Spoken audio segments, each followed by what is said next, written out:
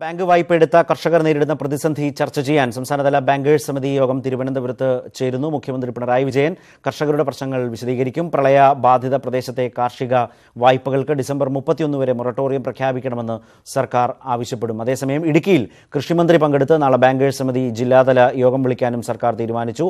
കർഷക ആത്മഹത്യകൾ തുടർച്ചയായി സംഭവിക്കുന്ന ഇടുക്കിയിൽ പ്രതിപക്ഷ നേതാവ് രമേശ് ചെന്നിത്തലയുടെ ഉപവാസ സമരം ആരംഭിച്ചിരിക്കുകയാണ്. അവിടെ നിന്നുള്ള തത്സമയ ദൃശ്യങ്ങളും ഇപ്പോൾ കാണുന്നത്. ആത്മഹത്യ ചെയ്ത കർഷകരുടെ കുടുംബങ്ങളും പ്രതിപക്ഷ നേതാവ് സന്ദർശിക്കും. വിവരങ്ങളുമായി ഇടുക്കിയിൽ നിന്ന് അനീഷ് കുമാർ ആദ്യം ചേരുകയാണ്. പിന്നാലെ തിരുവനന്തപുരത്ത് നിന്ന് സജിത്തും അതുപോലെ കോഴിക്കോട് നിന്ന് വിനേഷും ചേരും. ആദ്യം അനീഷിലേക്ക്. അനീഷ്, പ്രതിപക്ഷ നേതാവിന്റെ ഉപവാസ സമരം ആരംഭിച്ചിരിക്കുകയാണോ?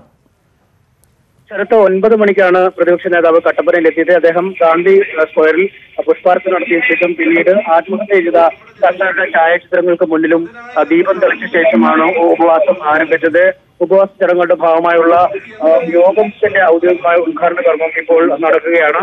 അല്പസമയത്തിനകം UDF കൺവീനർ ബെന്നി ബെഹനാനാണ് യോഗം ഉദ്ഘാടനം ചെയ്യുന്നത്. വൈകുന്നേരം 5 മണി വരെ ഈ ഉപവാസ സമരം തുടരും. വൈകുന്നേരം PJ ജോസഫ് MLA ആണ് ഈ ഉപവാസ സമരത്തിന്റെ സമാപന ചടങ്ങുകൾ ഉദ്ഘാടനം ചെയ്യുന്നത്. എന്തായാലും സർക്കാർ വളരെ തിടുക്കപ്പെട്ട ചില നടപടികളിലേക്ക് കടന്നിട്ടുണ്ടെങ്കിലും ഈ നടപടികൾ ഇടുക്കിയിലെ കർഷകരുടെ കണ്ണീരൊപ്പാൻ പര്യാപ്തമല്ല എന്നാണ് UDF ആരോപിക്കുന്നത്. കർഷകരെടുത്ത വായ്പകൾക്ക് ഡിസംബർ വരെ മൊറട്ടോറിയം പ്രഖ്യാപിച്ചാലും ഈ മൊറട്ടോറിയം കാലാവധി കഴിയുമ്പോൾ ഏത് വിധേന ഈ കടം തിരിച്ചടയ്ക്കും.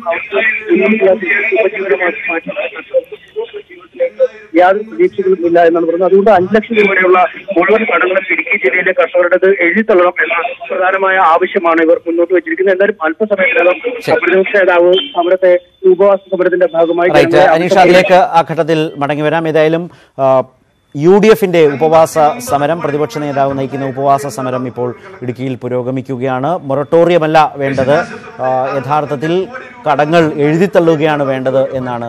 അതായത് വായ്പകൾ മരവിപ്പിക്കലല്ല, വായ്പകൾ എഴുതിത്തള്ളുകയാണ് വേണ്ടത് എന്ന ആവശ്യവുമായാണ് സംസ്ഥാന സർക്കാർ ഇന്നലെ എടുത്ത തീരുമാനങ്ങൾ അത് നിരാകരിച്ചുകൊണ്ട് സമരവുമായി പ്രതിപക്ഷം UDF ഇടുക്കിയിൽ മുന്നോട്ട് പോകുന്നത്. ഇപ്പോൾ കോഴിക്കോട് നിന്ന് വിനേഷ് ചേരുന്നുണ്ട്. വിനേഷ്, എങ്ങനെയാണ് പൊതുവിൽ കർഷകരുടെ പ്രതികരണം ഇക്കാര്യത്തിൽ വരുന്നത്? വായ്പകൾ മരവിപ്പിക്കുക, ജപ്തി നടപടികൾ തടയുക, ഈ നിലയിലാണ് സംസ്ഥാന സർക്കാർ ബാങ്കേഴ്സ് തല യോഗം നടത്താൻ പോകുന്ന മുഖ്യമന്ത്രി വിളിച്ച് ഇന്ന് നടക്കുന്നത്. അതടക്കം സംസ്ഥാന സർക്കാരിന്റെ ഇന്നലത്തെ തീരുമാനത്തിനൊക്കെ ലഭിക്കുന്ന ഒരു പ്രതികരണം എങ്ങനെയുണ്ട് കർഷകർക്കിടയിൽ?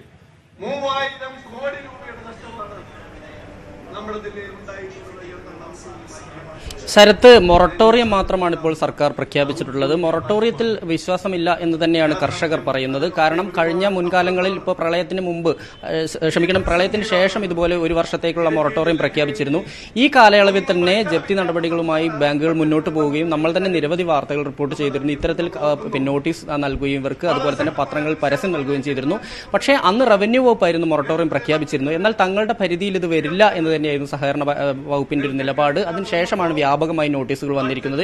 ഇപ്പോൾ സർക്കാർ വീണ്ടും 1 വർഷത്തേക്ക് കൂടിയാണ് മൊറട്ടോറിയം പ്രഖ്യാപിച്ചിരിക്കുന്നത്. ഈ മൊറട്ടോറിയം കൊണ്ട് പ്രത്യേകിച്ച് ഗുണമില്ല, അല്ലെങ്കിൽ നഷ്ടം തന്നെയാണ് കർഷകർ പറയുന്നത്. കാരണം 1 വർഷത്തേക്ക് വീണ്ടും മൊറട്ടോറിയം പ്രഖ്യാപിച്ചു കഴിഞ്ഞാൽ ആ 1 വർഷത്തെ കൂടി പലിശ കൂടി കൊടുക്കേണ്ട അവസ്ഥ കൂടി കർഷകർക്കുണ്ട്. അല്ലെങ്കിൽ ഇത് കാർഷികേതര വായ്പ എടുത്തവരും കാർഷിക വായ്പ എടുത്തവരെല്ലാം ഇതിന്റെ പരിഗണനയിൽ വരും. അതുകൊണ്ട് തന്നെ തൽക്കാലത്തേക്ക് സർക്കാരിന് ചെയ്യാൻ കഴിയേണ്ടത് പലിശയെങ്കിലും എഴുതി തള്ളുക, പൂർണ്ണമായും പലിശ എഴുതി തള്ളുക. മുതൽ എഴുതി തള്ളേണ്ടതില്ല, പക്ഷേ പലിശയെങ്കിലും എഴുതി തള്ളണമെന്ന് തന്നെയാണ് കർഷകർ പറയുന്നത്. എങ്കിൽ മാത്രമേ പിടിച്ചു നിൽക്കാൻ കഴിയുകയുള്ളൂ. നമുക്കറിയാം, കേരളത്തിൽ ഏകദേശം 1000 കർഷകർക്ക് ഇത്തരത്തിൽ സർഫേസി നിയമപ്രകാരം ജപ്തി നടപടികളുമായി ബാങ്കുകൾ മുന്നോട്ട് പോവുകയാണ്. ഇതിൽ നാഷണലൈസ്ഡ് ബാങ്കുകളും അതുപോലെ തന്നെ സഹകരണ ബാങ്കുകളും ഉൾപ്പെടെയുണ്ട്. സഹകരണ ബാങ്കുകളാണ് ഏറ്റവും കൂടുതൽ കർഷകരെ ദ്രോഹിക്കുന്നത് എന്നുള്ള ഒരു നിരവധി തെളിവുകൾ നമ്മൾ നിരത്തിയിരുന്നു. കാരണം കോഴിക്കോട് ജില്ലാ സഹകരണ ബാങ്ക് ഉൾപ്പെടെ ഇത്തരത്തിൽ കർഷകരുടെ ഭൂമിയും വീടും ഉൾപ്പെടെ ജപ്തി ചെയ്യാൻ നോട്ടീസ് ഇന്നലെയും വാർത്ത റിപ്പോർട്ട് ചെയ്തിരുന്നു. ഇന്നലെ കൂടി അത്തരത്തിലുള്ള നോട്ടീസ് പത്രങ്ങൾ പ്രസിദ്ധീകരിച്ചിട്ടുണ്ട്. സാധാരണ നിലയിൽ ഇതിനൊരു സാവകാശം നൽകേണ്ടതുണ്ട്. അത്തരത്തിലുള്ളൊരു സാവകാശം ഒന്നും തന്നെ നൽകുന്നില്ല എന്നാണ് കർഷകർ പറയുന്നത്. പക്ഷേ ബാങ്കിന്റെ ഒരു പക്ഷം ഇവർ പലരും എടുത്തിരിക്കുന്ന വായ്പ മറ്റ് പേഴ്സണൽ ആവശ്യങ്ങൾക്ക് വേണ്ടിയിട്ടും വീടിനും അതുപോലെ തന്നെ വാഹനങ്ങൾ വാങ്ങുന്നതിനും മറ്റുമൊക്കെയാണ് വാങ്ങിച്ചിട്ടുള്ളത്.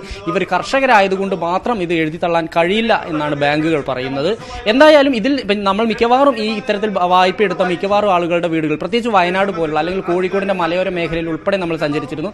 ഇതെല്ലാം തന്നെ വളരെ സാധാരണക്കാരാണ്. അവർ ജീവിക്കാൻ വേണ്ടി കൃഷി ഇറക്കാനും മറ്റും കാർഷിക കാർഷിക വായ്പ ലഭിക്കില്ല എന്ന് ബാങ്കുകൾ പറയുന്നതോടുകൂടി കാർഷികേതര വായ്പയെങ്കിലും തങ്ങൾക്ക് കൃഷി ഇറക്കാൻ വേണം എന്നാവശ്യപ്പെട്ടുകൊണ്ട് അത്തരത്തിൽ വായ്പ എടുത്തവരാണ് നല്ലൊരു ശതമാനം ആളുകൾ.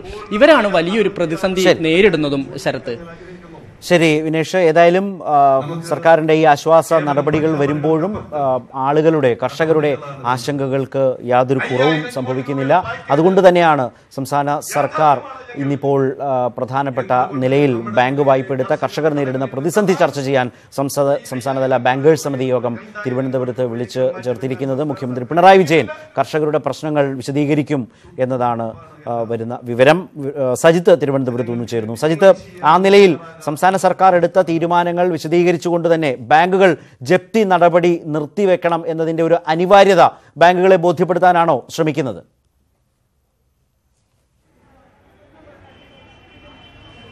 തീർച്ചയായും ശരത്ത്, സംസ്ഥാനത്തെ കർഷകർ നേരിടുന്ന ഈ ഒരു പ്രതിസന്ധിയിൽ മുഖ്യമന്ത്രി വിളിച്ചിരിക്കുന്ന യോഗം നിർണായകമാണ്.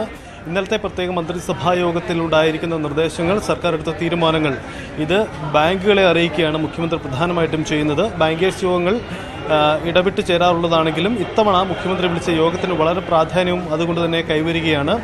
പ്രധാനമായും ഡിസംബർ 31 വരെ മൊറട്ടോറിയം പ്രഖ്യാപിച്ചുകൊണ്ട് ജപ്തി നടപടികൾ പൂർണ്ണമായും നിർത്തലാക്കണം എന്ന സർക്കാർ തീരുമാനം ഇന്നലെ ഉണ്ടായിരിക്കുന്നു. ഇതിൽ ബാങ്കുകളുടെ ഇടപെടലാണ് നിർണായകം. നേരത്തെയും സർക്കാർ മൊറട്ടോറിയം പ്രഖ്യാപിച്ചതിന് ശേഷവും ചില ബാങ്കുകളെങ്കിലും ജപ്തി നടപടികളുമായി മുന്നോട്ട് പോയിരുന്നു.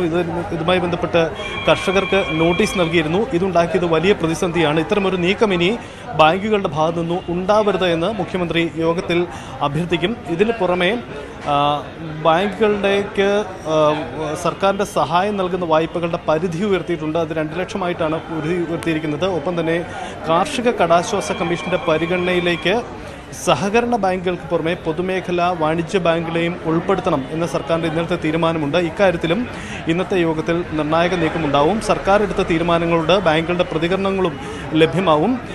സഹകരണ ബാങ്കുകൾക്ക് പുറമെ മറ്റ് പ്രധാനപ്പെട്ട ബാങ്ക് പ്രതിനിധികളും ഇന്ന് മുഖ്യമന്ത്രി വിളിച്ച യോഗത്തിൽ പങ്കെടുക്കുന്നുണ്ട്. ധനമന്ത്രിക്ക് പുറമെ മറ്റ് പ്രധാന വകുപ്പ് മന്ത്രിമാരും മുഖ്യമന്ത്രി വിളിച്ച യോഗത്തിൽ പങ്കെടുക്കുന്നുണ്ട്. ഇതിൽ സർക്കാരിന്റെ ഒരു പ്രതീക്ഷ എന്താണ്? പല ഘട്ടങ്ങളിലും ഇത്തരം ഇടപെടലുകളൊക്കെ ഉണ്ടായിട്ടുണ്ടെങ്കിലും ബാങ്കുകൾ അവരുടേതായ നടപടികളുമായി മുന്നോട്ട് പോവുകയാണ്.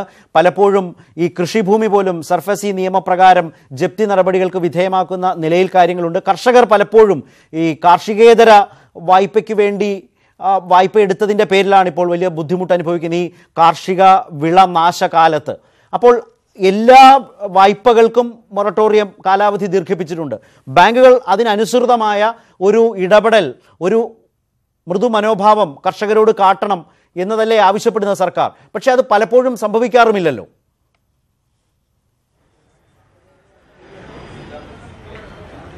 അതാണ് ഒരു പ്രതിസന്ധി. നേരത്തെയും സർക്കാർ ഇത്തരം മൊറട്ടോറിയം പ്രഖ്യാപിക്കുക അടക്കമുള്ള വരൾച്ചാകാലത്ത്, പ്രളയകാലത്തൊക്കെ കർഷകരെ സഹായിക്കുന്ന ചില ഇടപെടലുകൾ നടത്തിയിട്ടുണ്ട്. പക്ഷേ അതൊന്നും വേണ്ടത്ര ഫലം കണ്ടിട്ടില്ല എന്നാണ് സർക്കാരിൻ്റെ വിലയിരുത്തൽ. കഴിഞ്ഞ കാലങ്ങളിൽ സംസ്ഥാനത്തിൻ്റെ ചിലയിടങ്ങളിലും ഉണ്ടായ കർഷക ആത്മഹത്യകൾ സൂചിപ്പിക്കുന്നതും ആ തരത്തിലാണ്.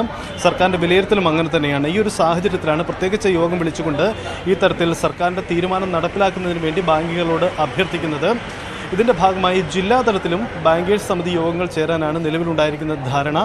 നാളെ ഇടുക്കി ജില്ലയിൽ ഈ ദുരന്തം, കർഷക ആത്മഹത്യകൾ ഏറ്റവും കൂടുതലായി റിപ്പോർട്ട് ചെയ്യപ്പെടുന്ന ഇടുക്കി ജില്ലയിൽ കൃഷിമന്ത്രി സന്ദർശനം നടത്തുകയും ചെയ്യുന്നുണ്ട്. ഈ തരത്തിലാണിപ്പോൾ സർക്കാരിൻ്റെ ഇടപെടൽ ഉണ്ടായിരിക്കുന്നത്. മറ്റൊരു പ്രധാനപ്പെട്ട കാര്യം ഇന്നത്തെ തീരുമാനത്തിൽ പ്രതീക്ഷിക്കുന്നത്, പലപ്പോഴും മൊറട്ടോറിയം പ്രഖ്യാപിച്ച ജപ്തി നടപടികൾ ദീർഘിപ്പിക്കുമെങ്കിൽ കൂടിയും അതിന്റെ സാമ്പത്തിക ബാധ്യത, അധിക പലിശ അടക്കമുള്ള മറ്റ് ജപ്തി നടപടികളുടെ അധിക ബാധ്യത അടക്കമുള്ള കാര്യങ്ങൾ കർഷകരുടെ.